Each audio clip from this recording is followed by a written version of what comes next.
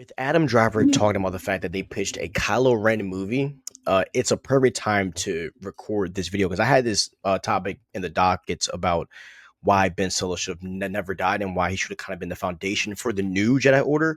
So I was like, let's talk about it right now. So let's get into it. What if I told you that the Star Wars sequel trilogy killed off one of the characters who could have redeemed everything wrong with the new Jedi Order? Because when you take a look at it, Ben Solo, the last Skywalker by blood, should have never died because his arc wasn't over.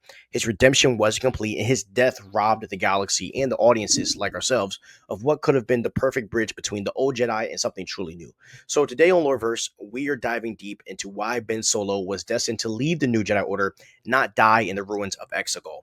So let's start with what Ben Solo represented. He wasn't just Leia's son or Han's, right? He was Anakin Skywalker's grandson, heir to the Force's most conflicted legacy, light and dark with compassion and rage. And while Luke struggled with balance, Ben was born into it. From the very beginning, the Force called to him in both directions. Instead of being nurtured, the conflict was suppressed, and Luke feared it, and Snoke exploited it. But imagine this: what if Ben had been taught to understand it, not to deny his darkness, but to find harmony within it? And that's the lesson the Jedi never learned, and the one Ben could have embodied. When Ben turned back to the light in The Rise of Skywalker, it wasn't just redemption, it was an evolution. The grandson of Darth Vader chose mercy. He sacrificed power for love. He saved Rey not out of duty, but connection. The moment wasn't meant to end his story, it was meant to begin it. And he'd finally become who he was always meant to be, Ben Solo, the balance between the Jedi and the Sith. But instead of letting that story breathe, the film cuts it short, trading his survival for symbolic closure. And honestly, that was like the biggest mistake because the Skywalker Saga wasn't about ending the bloodline, it was about redeeming the freaking bloodline. Now, let's talk about what could have been. Imagine a new era where Ben survives and helps Rey build the new Jedi Order, not as its leader, but as its foundation.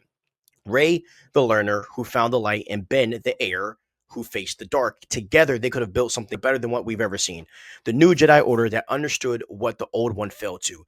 That emotion isn't the enemy, and that fear and denial are. Ben Solo, who had lived through both sides of the Force, could have been the missing link between the flawed Jedi and the chaotic Sith. And, he could have been the living embodiment of balance. And narratively, that's exactly what Star Wars has always been about, not just defeating evil, but transcending evil. And the tragedy of Ben Solo isn't just his death, it's what his death took away.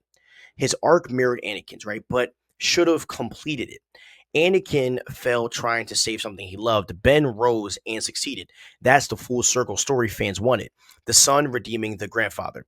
The Force finally brought back into balance, through love, not sacrifice. But by killing him off, Star Wars robbed itself of that poetic closure and the chance to explore the most interesting version of the Jedi we could have ever seen.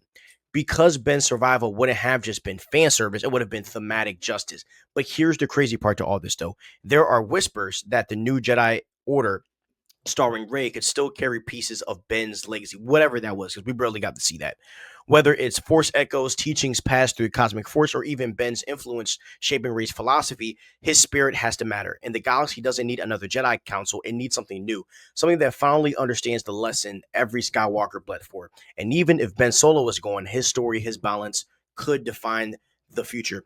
So maybe Ben's solo body died on Exegol, but his purpose did not, because Star Wars was never just about destiny, it was about choice.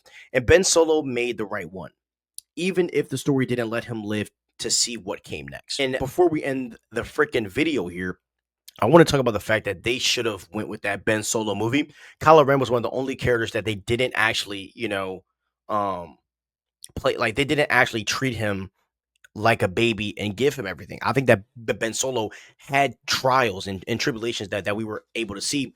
And I honestly would have liked a universe where you built it on the back of you built it on the back of Ben Solo.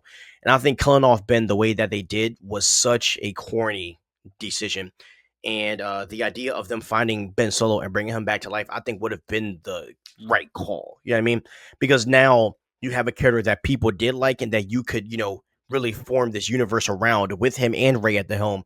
I think that would have been something interesting. And obviously, look, there's fans that hate Rey and hate etc. But I think having Ben Solo by her side, or even him being the guy to take kind of the reins in that next trilogy, right? I think that would have been golden. So it does suck, and I wish that he didn't die. But this has been the LoreVerse. And if you believe the galaxy deserved to see Ben Solo's redemption fully realized, make sure to hit that like button, subscribe, and drop your thoughts below. Because sometimes the end isn't the end.